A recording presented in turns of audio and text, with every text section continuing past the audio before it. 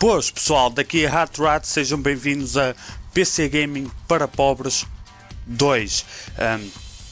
Será um bocado a lógica do primeiro vídeo que eu fiz do género,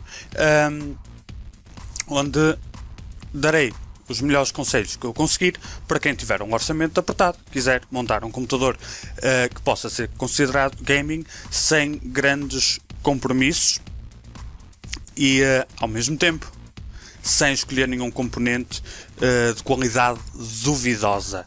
É esse o meu objetivo. Portanto, os meus critérios são a máquina terá que ser capaz à partida para correr qualquer jogo atual em 1080p com frames por segundo mínimos de 30 ou então em 720p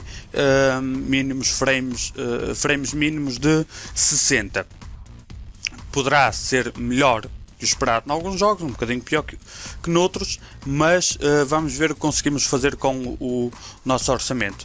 Para o processador, se fosse há um mês atrás, eu teria escolhido o Pentium G3258, mas como o Far Cry 4 oficialmente tirou suporte para processadores dual-core, e acredito que essa seja a tendência no futuro, já foi o tempo em que os jogos passaram a exigir dual-core, agora passou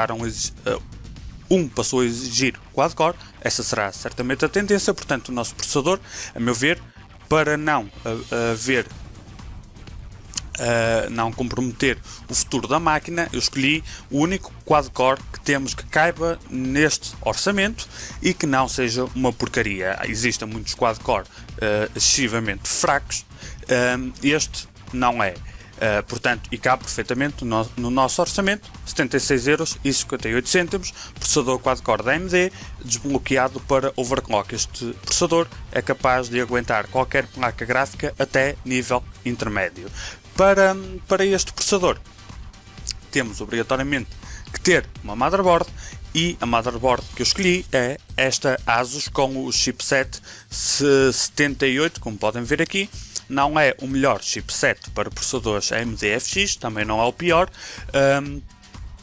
e é verdade que podem comprar motherboards para este processador significativamente mais baratas. Eu não aconselho. Portanto, tenho, como podem ver aqui, 1, 2, 3, 4, 5 fases de alimentação para o processador. Não é uma motherboard muito boa para fazer overclocks, mas conseguem fazer algum overclock com esta motherboard, sendo que é uma motherboard Asus e, portanto, à partida espera-se a qualidade de construção. Tirando isso, não há muitos extras, tem 6 conectores SATA, portanto podem ligar no máximo 6 discos ou SSDs, o que quiserem, mas o limite não será aí. Uma PCI Express, portanto para uma gráfica não podem ter duas, mas para quem tem um orçamento mais reduzido, à partida não está a pensar por duas placas gráficas, e esta motherboard, não sendo das mais baratas, tem tudo o que é necessário, incluindo qualidade, certo? Fonte de alimentação, os critérios são exatamente os mesmos. Não podemos ir simplesmente ao mais barato, mas não é preciso uma fonte muito cara para esta configuração. 450 watt de corrente que esta fonte consegue entregar, de corrente contínua. Portanto, esta fonte da Corsair consegue de forma contínua entregar para a máquina 450 watts. Corsair é uma marca de confiança neste momento para fontes, não é única, mas uma das de confiança neste aspecto. Portanto, 450 watts para esta configuração também é o suficiente e sobra ainda. Para a nossa caixa, para a nossa memória RAM, tem que ser obrigatoriamente 8 GB, 4 GB para jogos começou a deixar de ser suficiente. Alguns jogos consomem quase 4 só para o jogo, portanto o sistema operativo, estando a correr, irá passar dos 4, não são todos jogos, mas começa a haver agora. Portanto, 4 GB é impossível de recomendar, pelo menos para mim, terá que ser de 8, portanto 2 vezes 4, 8, memória que não tem nada especial, 1600 MHz,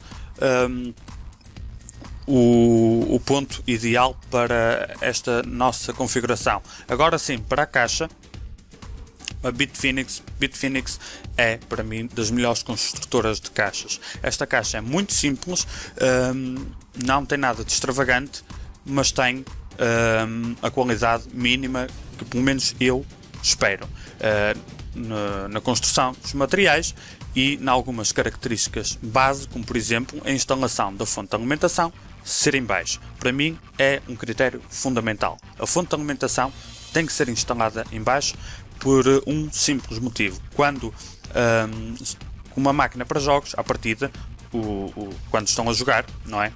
Mais calor é produzido dentro da caixa e mais eletricidade é consumida, certo? Portanto, fontes de alimentação em cima, tem a ventoinha virada para baixo, significa que estão para arrefecer a fonte está a puxar ar que já vem pré-aquecido dos restantes componentes. Não é o ideal para gaming, não significa que a fonte vai explodir à partida, não é por aí, mas se a fonte estiver em baixo, com a ventoinha para baixo, tem entradas de ar em baixo na caixa, não é? Esta tem, e portanto a fonte está a receber ar puramente fresco que vem de fora para gaming. Para mim é um critério fundamental. Tem ainda a possibilidade de ligar duas ventoinhas à frente na caixa para ajudar na refrigeração.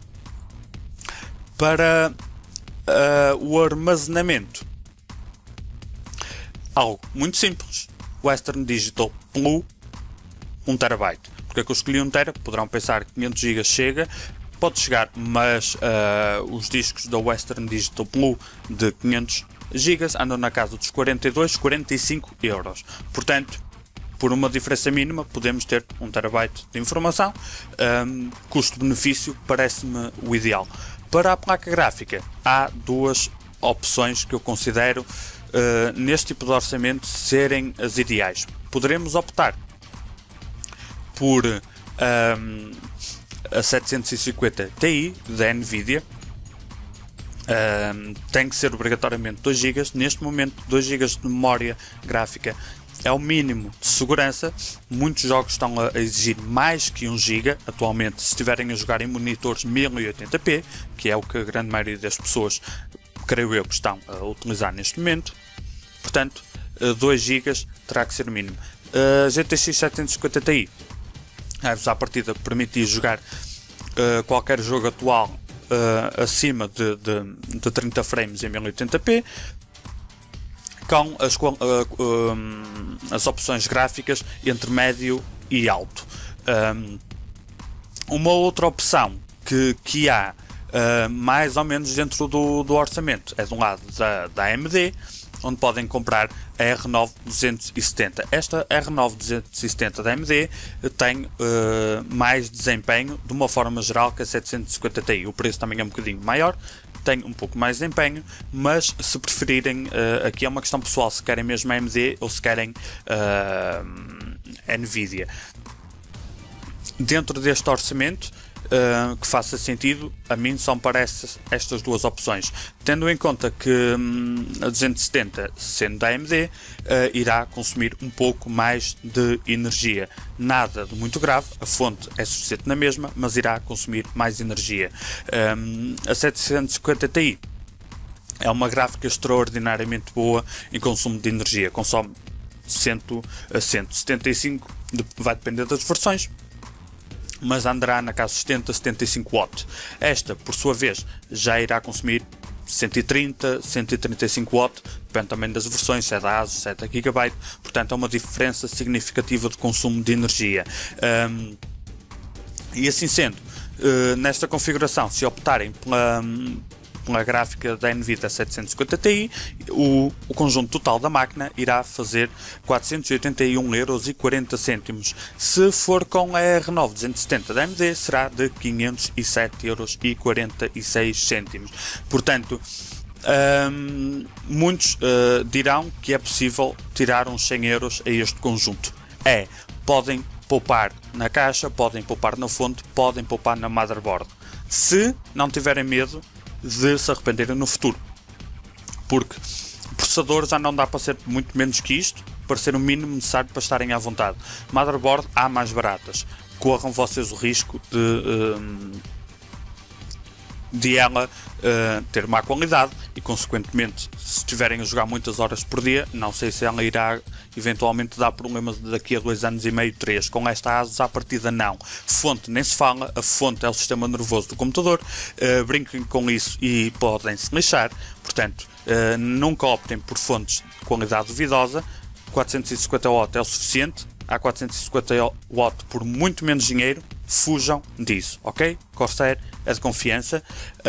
Memória, como já disse, 4 é impossível, tem mesmo que ser 8. A caixa, poupem na caixa, se quiserem.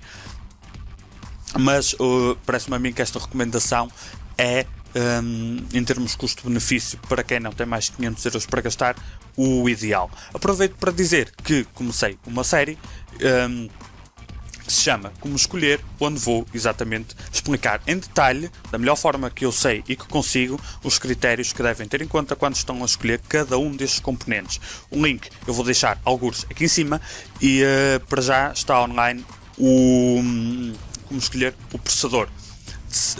Ainda nesta semana irei lançar o segundo vídeo, cujo componente não digo.